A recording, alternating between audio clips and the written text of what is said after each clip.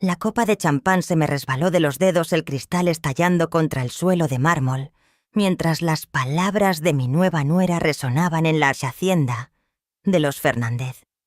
«Esta es la vergüenza familiar con la que tenemos que cargar», había declarado Camila a sus adinerados padres, con esa sonrisa ensayada y la mano perfectamente arreglada, apenas rozando mi hombro. Toda la recepción de la boda pareció detenerse.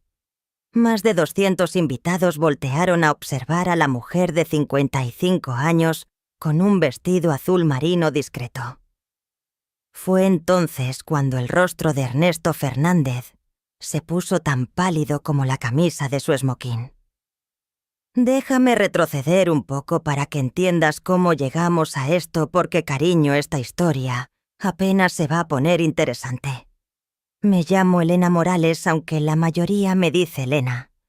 He pasado los últimos 15 años perfeccionando el arte de ser estratégicamente invisible, y vaya que resultó un entrenamiento excelente para lo que venía. Mi hijo Alejandro llevaba 8 meses saliendo con Camila y la había visto exactamente 2 veces antes de hoy. 2 cenas breves donde me lanzó preguntas incisivas sobre mi vida modesta y si quizá necesitaría ayuda con gastos cuando envejeciera. La boda, eso sí, fue un espectáculo. No puedo negarlo. La finca de los Fernández se extendía en 50 hectáreas de campo, perfectamente cuidado en las afueras de Madrid, con una capilla para 300 personas y jardines que debieron costar una fortuna. Camila desfiló por el pasillo con un vestido que seguramente costaba más de lo que la mayoría gana en meses. Y Alejandro lucía más feliz que nunca, desde la muerte de su padre. Elegí mi atuendo con cuidado, un vestido azul marino de una buena tienda departamental y el collar de perlas que heredé de mi abuela. Nada llamativo, nada que atrajera atención. Aprendí hace mucho que la clave para mantener cierta privacidad era parecer exactamente lo que los demás esperaban, una viuda que vivía de forma cómoda, pero sencilla, gracias a la pensión de ingeniero y al seguro de vida de su difunto esposo.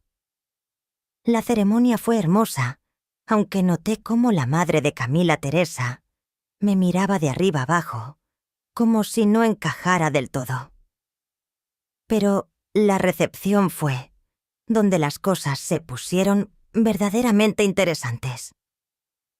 La familia Fernández no escatimó en gastos, esculturas de hielo, una orquesta de 12 músicos y suficientes flores para abrir su propia florería. Encontré una mesa en un rincón observando a mi hijo, de 32 años, bailar con su nueva esposa, cuando Camila se acercó acompañada de sus padres. Papá dijo con ese tonito empalagoso que me erizaba la piel: «Quiero que conozcan a la madre de Alejandro». Entonces llegaron las palabras que lo cambiaron todo. La copa de Ernesto Fernández se quedó congelada a mitad de camino hacia sus labios, sus ojos clavados en mi rostro con una expresión de reconocimiento que me revolvió el estómago. «Elena Morales», murmuró. Y de pronto dejé de ser invisible. «Espera, ¿no eres la mujer de la reunión de adquisición de Fernández Corporativo hace 3 años? ¿No eres esa misteriosa inversora que compró mi empresa?» La voz de Ernesto atravesó el bullicio de la fiesta como un cuchillo cortando seda. El color desapareció del rostro de Camila mientras miraba entre su padre y yo, la confusión borrando su anterior aire de superioridad. La pulsera de diamantes de Teresa brilló bajo la lámpara de cristal cuando llevó la mano a la garganta y casi podía escuchar los engranajes girando en su cabeza de socialité. La verdad es que la mayoría de la gente no sabe cómo luce la riqueza real. Esperan diamantes, etiquetas de diseñador, autos ostentosos y despliegues evidentes. Lo que no esperan es a una mujer con un vestido sencillo pero elegante, que compra en tiendas normales y conduce un coche fiable. Y justamente en eso me he apoyado durante los últimos 15 años. Todo comenzó con el invento de mi difunto esposo Tomás, una pequeña pieza de tecnología que revolucionó la eficiencia de las baterías en los teléfonos inteligentes. Éramos ingenieros Tomás y yo trabajando para una empresa tecnológica en Silicon Valley a principios de los 2000. Cuando desarrolló su sistema de gestión de energía en 2010, pensamos que quizá nos daría para retirarnos con tranquilidad. No sabíamos que estábamos sentados sobre una mina de oro. La patente se vendió en 2012 por $22 millones. 22 millones. Alejandro tenía 24 años, entonces recién salido de posgrado en marketing, lleno de sueños por construir su propia carrera. Tomás y yo tomamos una decisión que marcaría los siguientes 13 años de nuestra vida. Le dijimos a Alejandro que habíamos recibido una compensación sustancial, lo suficiente para estar cómodos, pero nada extravagante. Nunca lo cuestionó. Seguramente asumió que se trataba de unos pocos millones como mucho. Lo que Alejandro no sabía era que aquellos 22 millones eran apenas el inicio. Tomás y yo invertimos de manera sistemática. Al principio en acciones conservadoras, luego en empresas en crecimiento. Conforme aprendíamos el mercado, bienes raíces en zonas emergentes, startups tecnológicas con fundamentos sólidos. Tomás tenía un don para detectar oportunidades infravaloradas antes que nadie. Para cuando murió hace 5 años, en 2020, nuestro portafolio ya valía más de 800 millones. 800 millones, la misma cifra que usé después para adquirir Fernández Corporativo 2 años tras su muerte. La ironía era deliciosa. Mientras Camila me miraba con preocupación fingida preguntándome si necesitaba ayuda para administrar mis finanzas. Al envejecer, yo era la inversora anónima que había rescatado la empresa de su padre, aquella que casi destruyó por su sobreexpansión y deudas mal gestionadas, obligándolo a aceptar una compra que creyó provenía de una firma corporativa. Esa firma era en realidad una sociedad instrumental bajo mi control. No compré Fernández Corporativo por rencor, sino porque era una empresa con fundamentos sólidos, más allá de la mala gestión de Ernesto. Tenía buenas bases, clientes leales y empleados con talento. Bajo la supervisión adecuada volvió a prosperar. El mismo hombre que acababa de llamarme vergüenza familiar llevaba 3 años viviendo de mis decisiones empresariales. Lo siento, dije en voz baja mirando fijamente a Ernesto. Creo que me confunde con otra persona, pero ambos sabíamos que no era así. Pude ver el destello de reconocimiento en sus ojos, el recuerdo de aquella reunión de consejo donde me limité a observar mientras mis abogados conducían la negociación. Apenas me había prestado atención entonces, suponiendo que era la esposa de alguien más que estaba allí, por simple protocolo. Ahora, mientras Camila nos miraba a los dos con creciente inquietud, comprendí que mi discreción cuidadosamente mantenida estaba a punto de complicarse demasiado. A la mañana siguiente me encontraba en mi departamento cómodo, bebiendo café en mi taza favorita, viendo a Ken, a Alejandro, caminar de un lado a otro por mi sala como un animal enjaulado. Me había llamado a las 7 en punto, exigiendo respuestas a preguntas que yo aún no estaba lista para contestar. Dormir fue imposible después de la recepción. Mi mente repetía una y otra vez la mirada de reconocimiento de Ernesto Fernández y el pánico que se reflejó en los ojos de Camila. «Mamá, necesito que me expliques qué pasó anoche», dijo Alejandro pasándose las manos por el cabello, del mismo modo que hacía de niño cuando estaba frustrado. «Ernesto me apartó después de que te fuiste y empezó a hacer preguntas muy directas sobre las patentes de papá y tus actividades de inversión. Me había escabullido discretamente después de la revelación de Ernesto alegando cansancio. La verdad era que necesitaba tiempo para pensar. 15 años de privacidad meticulosamente guardada se habían resquebrajado en un instante, y yo no sabía cómo enfrentar la exposición. Alejandro había heredado la intensidad de su padre, aunque la expresaba de otra manera. Mientras Tomás había sido meticuloso y estratégico, Alejandro era frontal y emocional. ¿Qué clase de preguntas inquiría aunque tenía una buena idea? Quería saber sobre las patentes tecnológicas de su padre, sobre si yo había participado en transacciones importantes, sobre la verdadera situación financiera de nuestra familia. Alejandro se detuvo fijando en mí esos ojos marrones serios que había heredado de Tomás. Mamá parecía convencido de que eras algún tipo de gran inversora. Fue rarísimo. De pronto el café me supo amargo. Era la conversación que había yo esperado y temido a la vez. Alejandro había construido su carrera como gerente senior de marketing, con talento genuino y mucho esfuerzo. Se había ganado su puesto en una empresa respetada, había comprado su casa con ahorros cuidadosos y vivía dentro de sus posibilidades, porque creía que esos eran los valores que Tomás y yo le habíamos inculcado. ¿Cómo explicarle que mientras él trabajaba jornadas de 60 horas para ganarse un ascenso, yo podría haber comprado su compañía entera sin apenas mover mi presupuesto?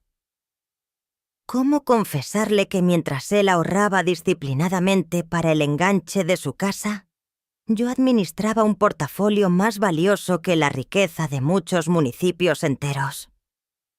Alejandro, siéntate, dije con suavidad. Tenemos que hablar. Pero antes de poder continuar, mi teléfono vibró con un mensaje de Camila Elena. Creo que deberíamos almorzar hoy. Hay algunas cosas que Alejandro y yo queremos conversar contigo.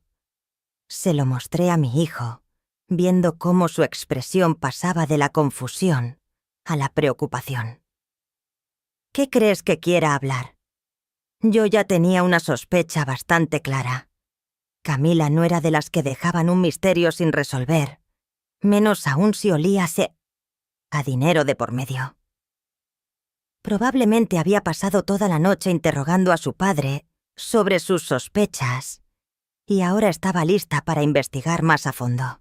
La verdadera pregunta era, ¿cuánto había logrado atar Ernesto a partir de aquella breve reunión de consejo hacía 3 años?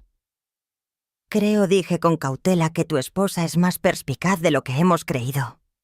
El teléfono de Alejandro sonó mostrando el nombre de Camila en la pantalla.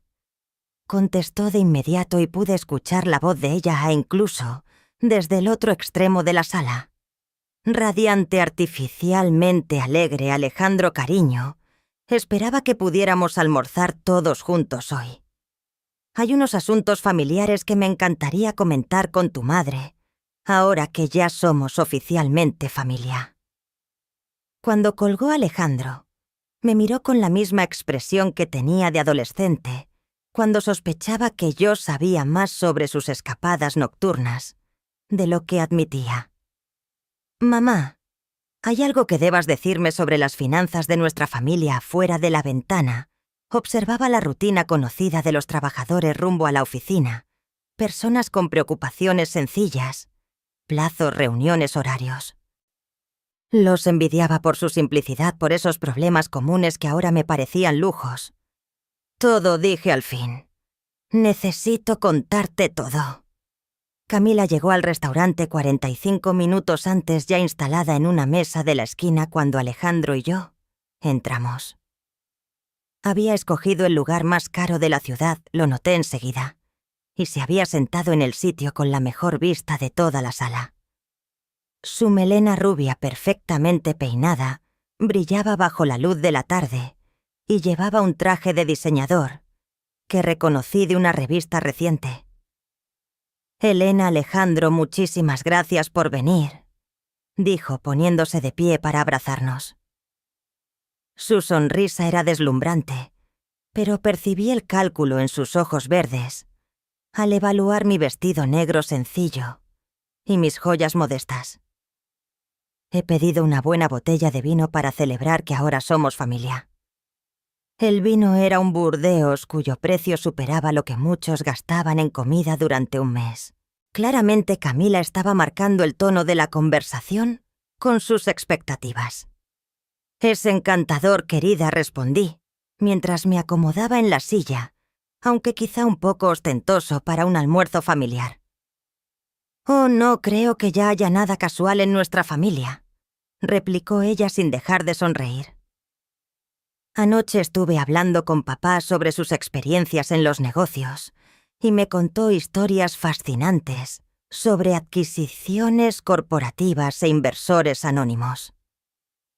Alejandro nos miraba a ambas, percibiendo las tensiones subterráneas que no entendía del todo. «Camila, ¿qué tiene que ver eso con el almuerzo?». Ella lo ignoró concentrándose por completo en mí. «Sabes, Elena, yo estudié negocios en Wharton. Me apasiona la financiación corporativa, sobre todo las estructuras de inversión complejas y las sociedades pantalla». Papá comentó que cuando Fernández Corporativo fue adquirido el comprador, fue extraordinariamente discreto. Sorbí mi vino y esperé que ella dé el primer paso de verdad. Lo interesante de los inversores discretos, continuó, es que suelen tener razones de peso para guardar su anonimato, normalmente relacionadas con fortunas considerables que prefieren mantener fuera del foco público. «Suena razonable», dije con calma. Camila se inclinó un poco hacia adelante, su voz, adoptando el timbre de quien comparte un secreto jugoso. Papá dijo que la mujer en la reunión de adquisición era callada, elegante, y parecía dejar que sus abogados llevaran la voz cantante, pero recordó que en aquel momento pensó que tenía el aire de alguien acostumbrado a tomar decisiones importantes. Alejandro me miraba fijamente, ahora las piezas empezando a encajar en su cabeza. «Mamá, por favor, dime que no eres quien ella piensa». Antes de que pudiera responder, Camila sacó el teléfono y nos enseñó una foto. Era un recorte de prensa de hace 3 años sobre la compra de Fernández Corporativo, con una pequeña imagen de la ceremonia de la firma. Sí, allí, parcialmente tapada por abogados y directivos, había una mujer con un vestido azul marino cuyo rostro apenas se distinguía. «La calidad de la foto no es muy buena», dijo Camila con naturalidad. «Pero la postura de la mujer, su estatura, incluso la forma en que sujeta el bolso, es notablemente similar a la tuya, Elena». El silencio se alargó mientras Alejandro analizaba la imagen y el reconocimiento iba apareciendo en su rostro. Tuve que reconocer la minuciosidad de Camila, aunque sentí cómo mi privacidad, construida con tanto cuidado, comenzaba a deshilacharse. «Es una coincidencia bastante curiosa», dije al final. «¿No crees?». La sonrisa de Camila adquirió ahora un filo sutil. «No, claro. Las coincidencias ocurren todo el tiempo, como cuando las dificultades financieras de mi familia empezaron justo cuando alguien pagó 800 millones por la empresa de papá, o como ese mismo inversor misterioso que pareció desvanecerse por completo tras la adquisición, casi como si prefiriera quedar en el anonimato». Alejandro dejó su copa de vino con manos temblorosas. «Mamá, por favor, dime que no eres quien ella cree». Miré a mi hijo, a ese hombre joven al que crié valorando la honestidad y la integridad por encima de todo, y comprendí que 15 años de engaños bien intencionados finalmente me habían alcanzado. «Alejandro, hay cosas sobre las patentes de tu padre y nuestras inversiones que nunca te expliqué». El triunfo de Camila era evidente en cada rasgo de su rostro, perfectamente compuesto. Pero mientras la observaba saborear lo que claramente consideraba su momento de victoria, me pregunté si tenía idea de lo que acababa de desatar. 3 días después estaba sentada en la oficina de mi asesor financiero en el centro, observando a Javier Herrera revisar los documentos que había solicitado. El almuerzo con Alejandro y Camila había terminado con mi hijo, saliendo de la mesa hecho una furia después de que confirmé sus peores sospechas, y su nueva esposa lanzando sugestiones veladas sobre la planificación financiera familiar y responsabilidades compartidas. Ahora necesitaba comprender exactamente en qué situación me encontraba.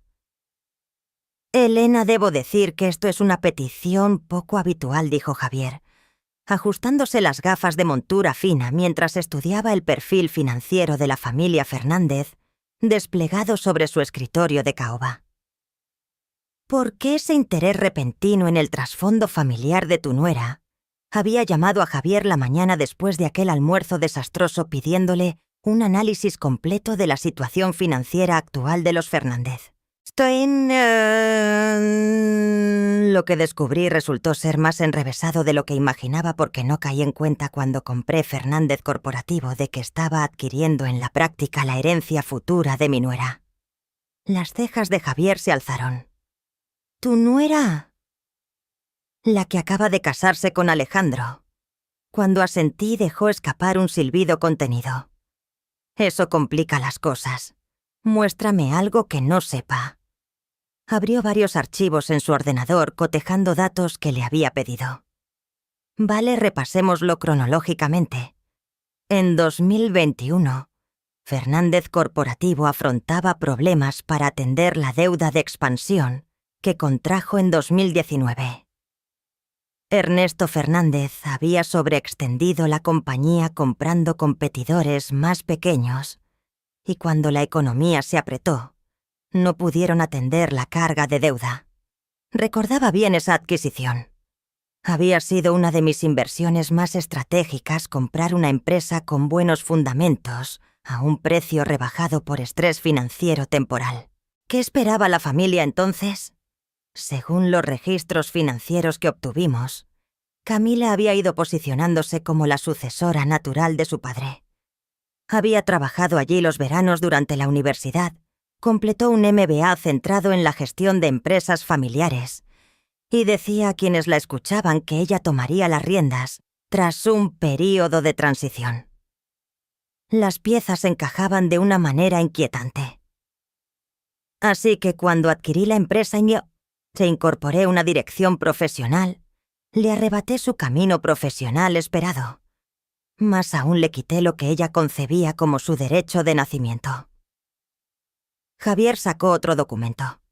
Aquí es donde se pone interesante.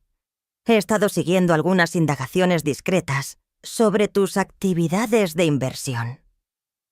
Mi estómago se apretó. ¿Qué tipo de indagaciones? Preguntas a nivel profesional, respondió. No curiosidad casual, sino investigaciones que sugieren a alguien con formación en negocios y posiblemente contactos legales. Giró su monitor hacia mí. Elena, creo que tu nuera ha contratado a un investigador privado. Las implicaciones me alcanzaron de inmediato. 15 años de estructuras legales y discreción deliberada podían desmoronarse por alguien con suficiente motivación y recursos. ¿Qué tan vulnerables somos? Javier adoptó una expresión grave. Depende de hasta dónde estén dispuestos a cavar y qué planeen hacer con la información. Tus protecciones de privacidad son sólidas, pero no son impenetrables.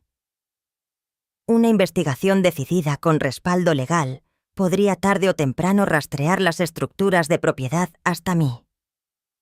Pensé en la actitud de Camila durante aquel almuerzo, en la forma en que había presentado sus hallazgos, como una jugadora de ajedrez que revela la jugada ganadora.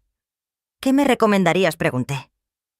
Sinceramente, adelántate a esto, respondió Javier. Si está armando un caso para exigir algún tipo de derecho financiero o de obligación familiar, es mejor que controles la narrativa antes de que te exponga. Se recostó en su silla y añadió: Pero Elena, hay algo más que debes considerar. Si esto se hace público, no solo te afectará a ti. La carrera de Alejandro podría verse dañada si parece que su éxito estaba ligado a una fortuna familiar de la que ni siquiera era consciente. No había contemplado del todo esa perspectiva. La reputación de Alejandro en el mundo del marketing se había construido sobre mérito propio. Si salía a la luz que su madre era una gran inversora, la gente podría cuestionar cada ascenso que había conseguido, cada relación con clientes que había cultivado. La ironía era cruel, había ocultado mi riqueza para protegerlo. Y ahora ese secreto podía arruinar todo lo que él había trabajado para lograr. Hay otra cosa más, continuó Javier desplegando un último documento. La situación financiera de los Fernández es más precaria de lo que parece. Han mantenido su estilo de vida a base de créditos y préstamos, confiando en que Ernesto encontrara otra oportunidad de negocio o en que Camila se casara con alguien acaudalado. Y ahora, ella cree que ya lo logró. Exactamente. Pero Elena, si planean algún tipo de acercamiento para pedir ayuda económica o incluirse en tus inversiones, debes estar preparada para lo que eso implique. Esto ya no será una simple conversación familiar. Al salir de la oficina de Javier comprendí que enfrentaba la misma decisión que Tomás y yo tomamos 15 años atrás. La diferencia era que ahora las apuestas eran mucho más altas. Esta vez, no solo protegería la independencia de mi hijo, lucharía para impedir que todo lo que había construido se volviera en contra de mi familia. Esa noche hice algo que no había hecho en meses. Abrí una de las botellas de buen vino que Tomás y yo habíamos guardado para ocasiones especiales. Me serví una copa generosa y extendí 15 años de registros financieros sobre mi mesa del comedor. Si Camila quería jugar a la investigadora, estaba a punto de descubrir que había elegido a la persona equivocada para subestimar. Los números contaban una historia de paciencia y estrategia que yo misma casi había olvidado. Tomás y yo no nos habíamos limitado a tener suerte con la venta de su patente. Habíamos sido meticulosos estudiando cada inversión, diversificando con cuidado y reinvirtiendo ganancias en nuevas oportunidades. Aquellos 22 millones iniciales se habían convertido en 50 millones para 2015, luego en 200 millones hacia 2018. Para cuando Tomás murió, nuestro patrimonio superaba los 800 millones, y yo lo había seguido haciendo crecer con constancia. Más importante aún, había construido silenciosamente algo mayor que la riqueza.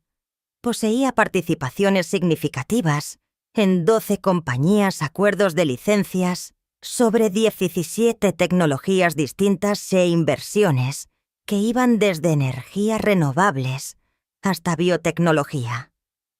No era solo rica. Estaba conectada a la innovación de formas que ni siquiera Javier comprendía del todo. Mi teléfono vibró con un mensaje de Alejandro. Mamá Camila y yo quisiéramos ir mañana por la tarde a tu casa. Ella tiene algunas ideas sobre cómo nuestra familia debería manejar esta nueva información. Casi solté una carcajada. Camila tenía ideas. Pude imaginarme cuáles. Seguramente algo relacionado con fideicomisos, reuniones familiares y un enfoque más colaborativo en la toma de decisiones financieras. Lo que aún no entendía era que yo llevaba gestionando expectativas y protegiendo mis intereses desde antes de que ella pisara el mundo de los negocios. Abrí los documentos legales que Javier me había entregado sobre las finanzas de los Fernández. Su situación era más frágil de lo que había percibido al principio. La finca familiar estaba hipotecada en un 80% de su valor actual. Sus cuentas de inversión habían sido drenadas poco a poco para sostener su estilo de vida y tenían obligaciones crediticias importantes basadas en la fe de Ernesto de que acabaría rentabilizando sus contactos. Ernesto pensaba que se había jubilado cómodamente con lo obtenido por la venta de su empresa, pero la realidad era más complicada. Gran parte de sus ingresos de retiro provenían de honorarios de consultoría y puestos en consejos que yo misma había facilitado mediante la nueva administración de Fernández Corporativo. Su estilo de vida dependía mucho más de mi control que de lo que él imaginaba, y eso era apenas la superficie. Encendí mi portátil y comencé a indagar en las actividades recientes de Camila. Si realmente había contratado a un investigador privado, habría huellas, registros financieros, patrones de comunicación, cambios en su rutina diaria que indicaran que estaba armando un caso. Lo que encontré fue tan fascinante como inquietante. Camila había contratado efectivamente a una firma especializada en rastreo de activos corporativos. Además, había estado en contacto con una abogada que se dedicaba a disputas de herencias y patrimonio familiar.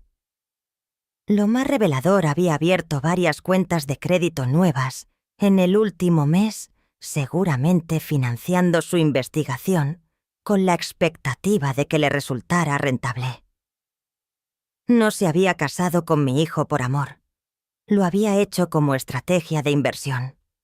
El vino me volvió filosófica, o quizás simplemente honesta conmigo misma por primera vez en años.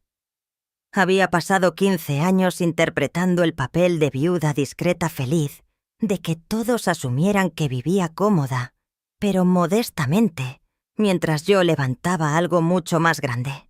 Pero el numerito de Camila en la recepción de la boda había cambiado algo de raíz. Estaba cansada de ser subestimada más que cansada. Se había acabado. Mañana, cuando Alejandro trajera a su esposa para discutir sus ideas sobre el futuro financiero de nuestra familia, iba a darles a los dos una lección sobre quién era realmente la persona a la que habían decidido investigar. Porque Elena Morales, la inversora prudente, estaba a punto de convertirse en Elena Morales, la oponente estratégica. Y yo tenía 15 años de experiencia ganando partidas que los demás ni siquiera sabían que estaban jugando. Alejandro llegó a mi departamento la noche siguiente, con Camila, los dos con la postura de diplomáticos que se disponen a negociar algo delicado. Había preparado su visita con cuidado, un plato sencillo de quesos y frutas y una botella de vino de precio moderado. Nada que sugiriera los recursos de verdad que tenía a mi alcance. «Mamá, gracias por aceptar sentarte a fin hablar con nosotros», empezó Alejandro con ese tono medido de quien pisa un campo minado. «Sé que los últimos días han sido complicados».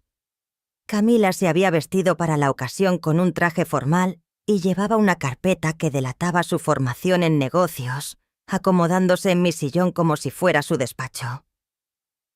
«Elena, quiero comenzar diciendo que todo lo que conversemos hoy queda en familia. Todos estamos del mismo lado». Casi sonreí ante su atrevimiento. «Por supuesto, querida. ¿De qué querías hablar?» Abrió su portafolio y mostró varios documentos preparados con esmero. He estado pensando en nuestra charla del almuerzo y me doy cuenta de que quizá empezamos con el pie izquierdo. Lo que me gustaría proponer es un enfoque más colaborativo para la planificación financiera de la familia. ¿Colaborativo en qué sentido? Alejandro se movió incómodo a su lado, sin estar del todo seguro de hacia dónde se dirigía aquello. Camila tiene algunas ideas sobre cómo podríamos estructurar todo para beneficio de todos. La cuestión es... Elena, continuó ella con la seguridad de alguien que presenta un plan empresarial, que la riqueza familiar funciona mejor cuando se administra de manera estratégica entre generaciones. Alejandro y yo hemos estado hablando de cómo podríamos crear una estructura que proteja tu privacidad y al mismo tiempo nos dé más transparencia para la planeación familiar. Ahí estaba el verdadero propósito de esa visita. Bebí un sorbo de vino y esperé a que siguiera. Pensábamos en establecer una fundación familiar, algo que nos permita hacer donaciones benéficas y de paso obtener ventajas fiscales y coordinación de inversiones. Sacó lo que parecía un borrador legal. Ya tuve algunas conversaciones iniciales con un abogado especialista en gestión patrimonial familiar. La audacia me dejó sin aliento. Había descubierto que yo tenía dinero y de inmediato empezó a planear cómo acceder a él, con consultas legales y propuestas formales incluidas. «Suena muy completo», respondí. «¿La fundación estaría controlada por un consejo de fideicomisarios familiares?», añadió con entusiasmo. «Tú, yo, Alejandro, y en el futuro los hijos que tengamos. Nos daría a todos voz en las decisiones financieras más importantes y garantizaría supervisión adecuada». Alejandro miraba los documentos con gesto abrumado. «Camila, quizá deberíamos ir más despacio. Esto es demasiado de golpe. En realidad, Alejandro, creo que tu esposa le ha puesto bastante cabeza a esta propuesta», dije con calma. «Dime, Camila, ¿qué tipo de aportación inicial estabas imaginando para esta fundación?» Sus ojos brillaron creyendo que mostraba interés. Bueno, dependería del alcance de las actividades benéficas que quisiéramos.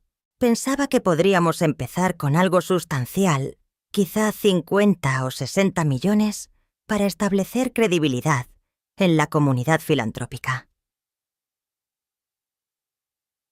50 o 60 millones como punto de partida, de parte de la misma mujer que menos de una semana antes me había llamado vergüenza familiar. Y sobre la estructura de ese consejo del que hablabas, continué con tono ligero. ¿Cómo se repartirían los votos? «Creo que lo más sensato es una representación equitativa», contestó con seguridad. 3 fideicomisarios, 3 votos, muy democrático.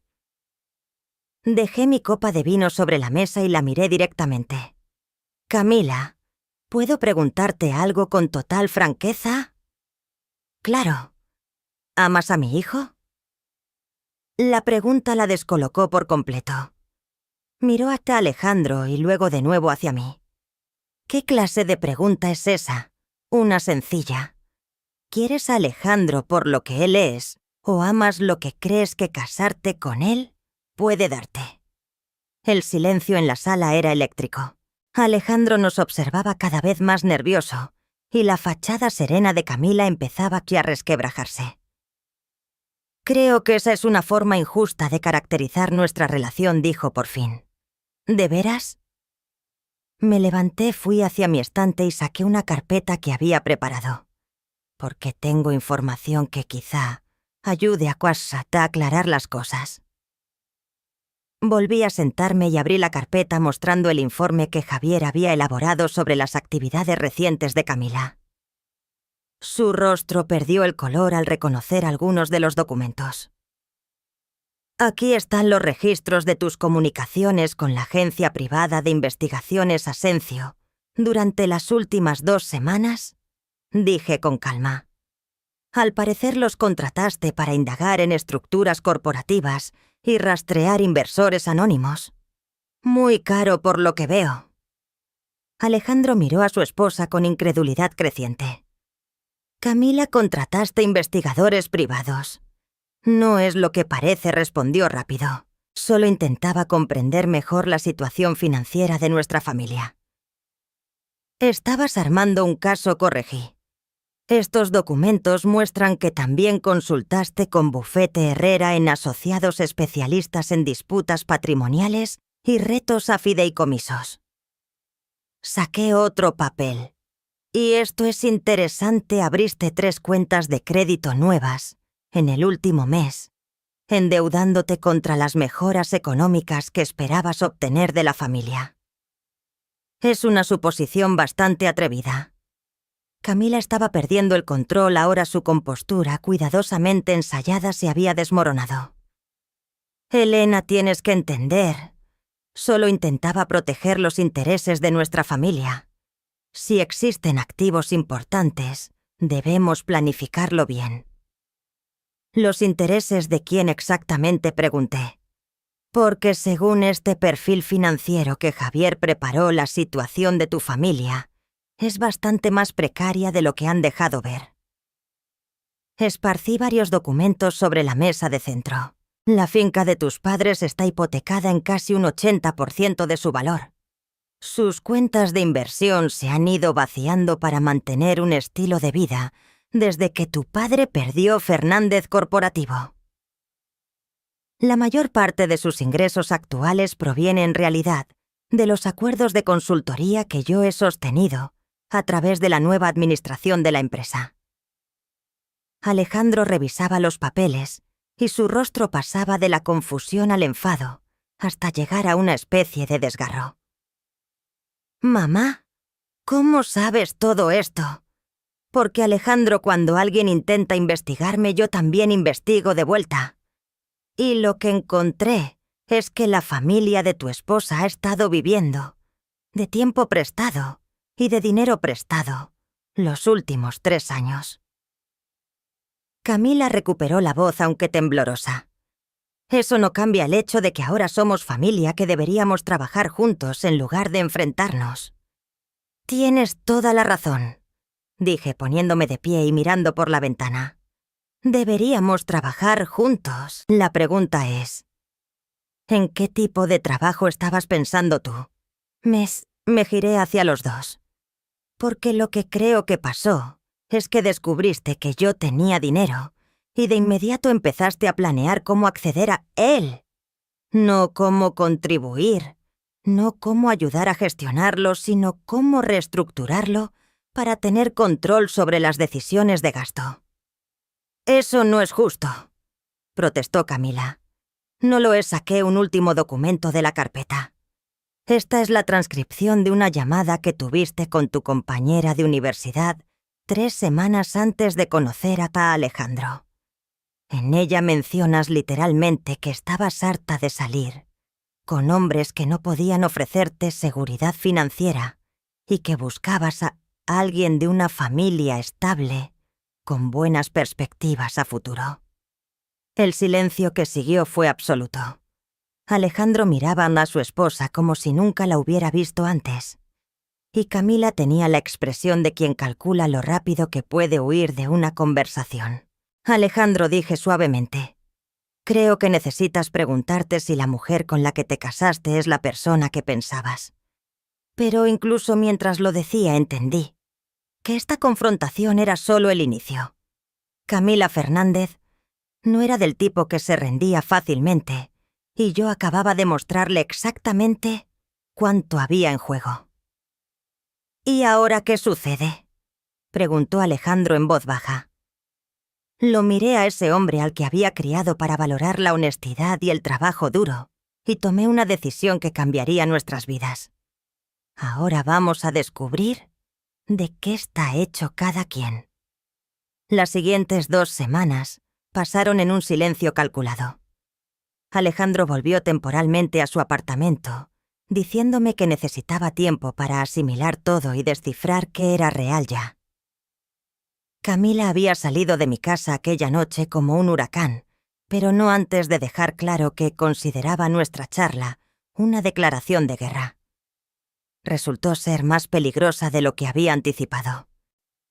La primera señal llegó cuando Javier Herrera me llamó un viernes por la mañana con la voz tensa. «Elena, tenemos un problema. Alguien acá ha estado haciendo consultas ante la CNMV sobre tus estructuras de inversión. Consultas profesionales que sugerían que estaban armando un caso por algún tipo de violación regulatoria». Sentí el estómago encogerse. ¿Qué tipo de violaciones? Falta de divulgación de beneficiarios reales en compañías cotizadas. Posible uso de información privilegiada en algunas de tus adquisiciones. Preguntas sobre si tus sociedades pantalla reportaron correctamente sus actividades. Hizo una pausa. «Elena, esto ya no es curiosidad casual. Alguien intenta armar un caso legal contra ti. Yo sabía exactamente quién era ese alguien. ¿Qué tan grave es? Depende de lo que encuentren y lo que decidan hacer. Tus estructuras son legales, pero los esquemas financieros complejos pueden parecer sospechosos para los reguladores que no entienden el contexto completo. Si presentan una denuncia formal, podrías enfrentarte a meses O años de investigación incluso, si al final quedas absuelta. Las implicaciones eran enormes. No solo los costos legales y el tiempo, sino la exposición pública que destruiría la privacidad que había protegido durante 15 años. ¿Qué me recomendarías? Sinceramente, corta esto antes de que empeore. Sea cual sea la disputa familiar que desencadenó esta investigación, debe resolverse rápido, porque el escrutinio regulatorio tiende a ampliarse más allá de la queja original. Colgué y me quedé pensando en mis opciones. Camila había pasado de la investigación privada a la guerra legal, probablemente con la intención de forzarme a un acuerdo, antes que arriesgarme a la exposición pública. Era en realidad una estrategia astuta, aunque moralmente cuestionable. Mi teléfono sonó. El nombre de Alejandro apareció en la pantalla. «Mamá, tenemos que hablar. Ha pasado algo». Llegó una hora más tarde, demacrado y con el rostro más envejecido de sus 32 años. «Camila ha solicitado la separación», soltó sin rodeos. «Su abogada dice que está preocupada por posibles responsabilidades financieras derivadas de activos familiares, no declarados». Casi admiré su minuciosidad. Al pedir la separación se protegía legalmente, mientras se posicionaba para una eventual demanda de divorcio. «Lo siento, Alejandro». De verdad me miró con ojos cargados de dolor, más que de rabia. «Porque siento que orquestaste todo esto, como si hubieras querido que mi matrimonio se viniera abajo, solo para demostrar tu punto sobre sus motivaciones». La acusación me golpeó con más fuerza de la que esperaba. «Alejandro, jamás quise que tu matrimonio fracasara. Solo quería que entendieras con quién te habías casado antes de que fuera demasiado tarde para decidir con claridad. Y lo lograste destruyendo la seguridad económica de su familia, investigándola como si fuera una delincuente». Sacudió la cabeza. «Mamá, ya no sé ni quién eres». Dolió, pero respiré hondo y seguí adelante. «Soy la misma persona que te enseñó a valorar la honestidad y la integridad. La misma que quiso que triunfaras por tus propios méritos y no por dinero familiar. Y mira cómo acabó todo», replicó con amargura. «Mi esposa me está dejando. La situación financiera de su familia se derrumba. Y ahora descubro que mi madre es una especie de magnate corporativa que me ha mentido durante 15 años». Quise abrazarlo como cuando de niño venía llorando por una rodilla raspada o un juguete roto, pero la distancia entre nosotros parecía insalvable. «Alejandro, hay algo más que debes saber. Camila ha presentado quejas ante los reguladores sobre mis actividades de inversión. Quiere arrastrarme a una batalla legal pública». Él me miró fijamente. «¿Qué significa eso?» «Significa que esto no ha terminado. Apenas empieza. Y necesito que decidas si vas a estar conmigo o si vas a dejar que ella destruya todo lo que construí para proteger a nuestra familia». El silencio se prolongó hasta que Alejandro levantó la vista con algo que quizá era el inicio de la comprensión. «¿Qué necesitas que haga?» La reunión tuvo lugar en la sala de juntas de Javier Herrera el lunes siguiente. Presentes yo, Alejandro, Camila, su abogado, Marcos Vera y sus padres, Ernesto y Teresa Fernández. El ambiente era tan tenso que podía cortarse con un cuchillo. «Seamos claros sobre por qué estamos aquí», comenzó Marcos acomodando su costoso traje mientras extendía documentos sobre la mesa de caoba. «Mi clienta ha descubierto que la señora Morales ha estado ocultando activos considerables mientras permitía que la familia de la esposa de su hijo sufriera dificultades económicas. Esto sugiere un patrón deliberado de engaño o posibles irregularidades financieras que justifican una investigación.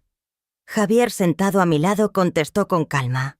Señor Vera, las actividades financieras de la señora Morales son completamente legales y debidamente reportadas. Las quejas regulatorias recientes de su clienta parecen motivadas más por agravios personales que por preocupaciones legítimas. Camila se inclinó hacia adelante con la voz calculadamente controlada. Esto no tiene que ver con agravios personales. Se trata de responsabilidad familiar y transparencia. Elena ha manipulado la vida de las personas mientras fingía ser alguien que no era. Finalmente hablé. Camila, jamás he manipulado a nadie. He invertido en empresas con bajo rendimiento y las he mejorado. He mantenido mi privacidad porque prefiero la discreción a la notoriedad. Nada de eso es ilegal ni inmoral. Compraste la empresa de mi padre y lo dejaste creer que había fracasado como empresario, replicó ella. Tu padre sí fracasó como empresario, respondí con calma. Yo salvé su empresa y protegí los empleos de sus trabajadores. Bajo su gestión, Fernández Corporativo habría estado en quiebra en cuestión de meses. Ernesto, que había permanecido callado, carraspeó. Señora Morales, agradezco lo que hizo por la compañía, pero no puede negar que fue estratégica al ocultar su participación en nuestros asuntos familiares. Estratégica, sí. Engañosa, no.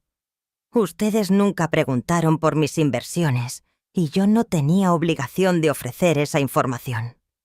Marcos abrió una carpeta gruesa. Señora Morales, tenemos pruebas de que ha usado su posición financiera para manipular múltiples situaciones que afectan a la familia de mi clienta. Los honorarios de consultoría pagados al señor Fernández, el momento de ciertas decisiones empresariales que impactaron su estabilidad económica, incluso la investigación de las actividades personales de mi clienta. ¿Pruebas de qué exactamente?, preguntó Javier. De un patrón de control y manipulación diseñado para mantener poder sobre el futuro financiero de esta familia. Miré alrededor de la mesa a esas personas que creían entender el juego que estaban jugando. Señor Vera, dejemos algo muy claro. Yo no controlo a la familia de su clienta. No les debo dinero. No les debo explicaciones. Y desde luego no les debo acceso a mis activos. Pero sí le debe honestidad a su hijo, interrumpió Camila. Y a su nuera le debe un mínimo de respeto. ¿Respeto?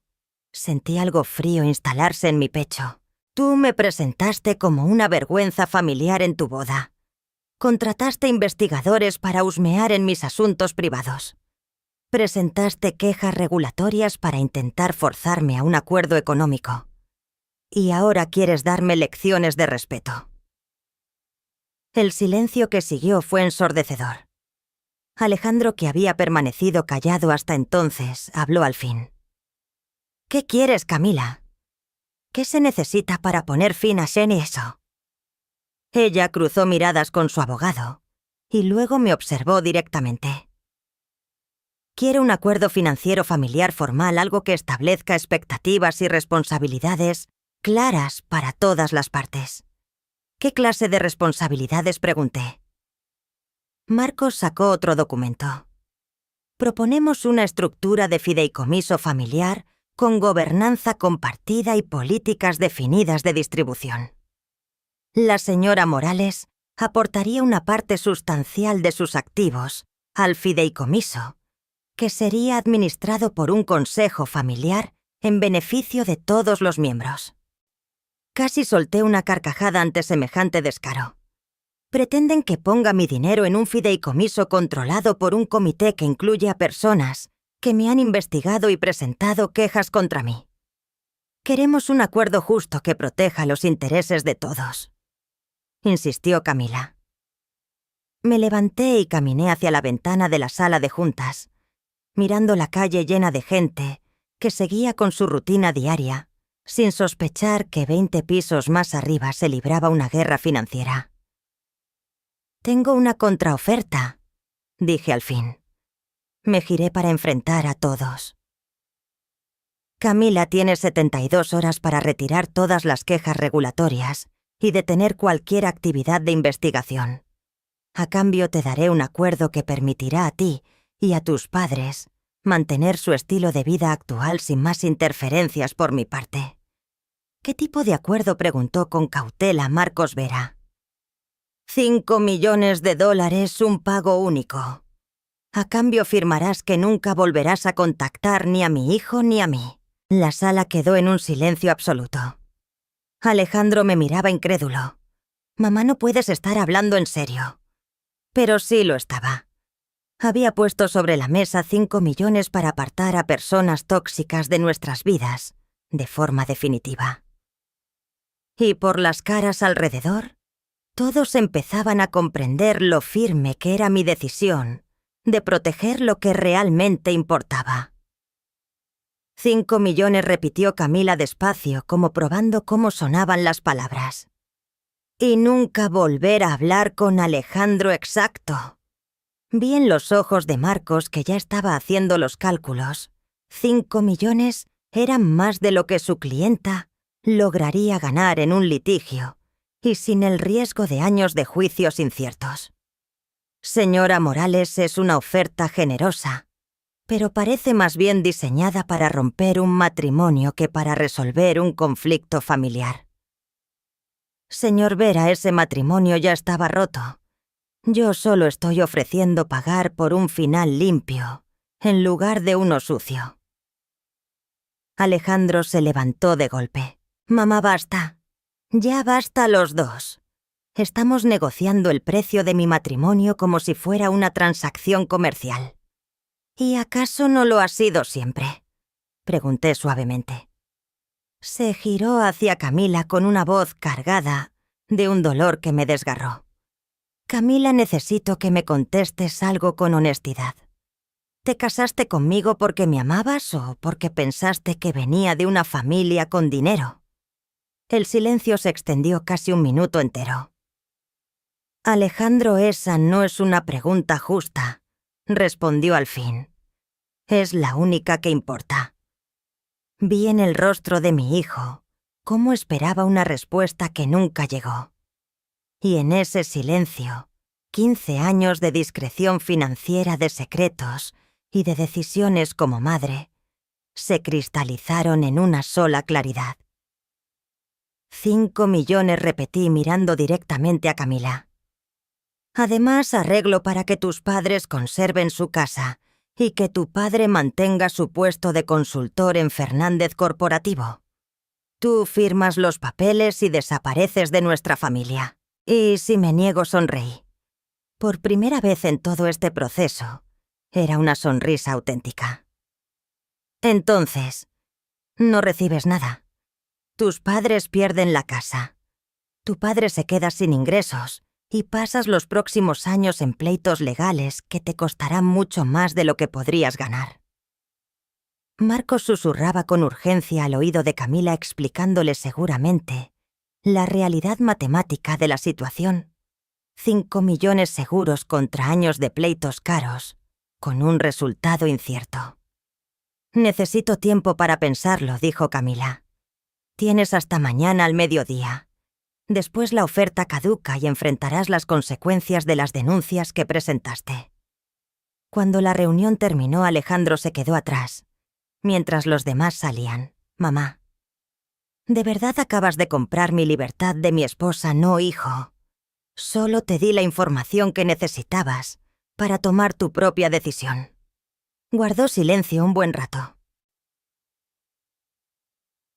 ¿Y si acepta el dinero? Entonces sabrás exactamente quién era y podrás seguir adelante con tu vida. Y si no lo acepta, igual sabrás quién era. Y me aseguraré de que se arrepienta de intentar manipular a nuestra familia. Alejandro me miró con una mezcla de admiración y temor. ¿Cuándo te volviste tan implacable? Reflexioné antes de responder. Creo que siempre lo fui, Alejandro. Solo que nunca había tenido un motivo para mostrarlo. A la mañana siguiente, a las 11:47, Marcos llamó a Javier Herrera para aceptar el acuerdo. A las 5:00 p.m., los papeles estaban firmados y el dinero transferido. Camila tomó los 5 millones y desapareció de nuestras vidas, como si nunca hubiera existido. Alejandro presentó la demanda de divorcio la semana siguiente, alegando diferencias irreconciliables. 6 meses después me llamó un domingo por la noche. Mamá conocía acá a alguien. Se llama Sara. Es maestra y no tiene idea de que eres rica. ¿Y cómo lo sabes? Porque cuando le conté que mi madre vivía en un buen departamento y conducía un coche confiable, dijo que sonabas como una mujer que tenía claras sus prioridades. Sonreí sintiendo que algo dentro de mí en tensión durante años al fin se relajaba. Suena perfecta. ¿Cuándo la voy a conocer? El próximo domingo. Pero mamá, cuando cenemos, ¿puede ser solo la mujer que me enseñó a trabajar duro y a respetar a los demás? ¿Puedes dejar a la magnate en casa? Solté una carcajada dándome cuenta de que después de 15 años, escondiendo quién era por fin, entendía la diferencia entre ser invisible y ser privada. Por supuesto, hijo. Pero si resulta que también investiga nuestras finanzas, se acabó el trato. Hecho, respondió y pude oír la sonrisa en su voz. Por primera vez en meses, el futuro se veía tan brillante como siempre había planeado.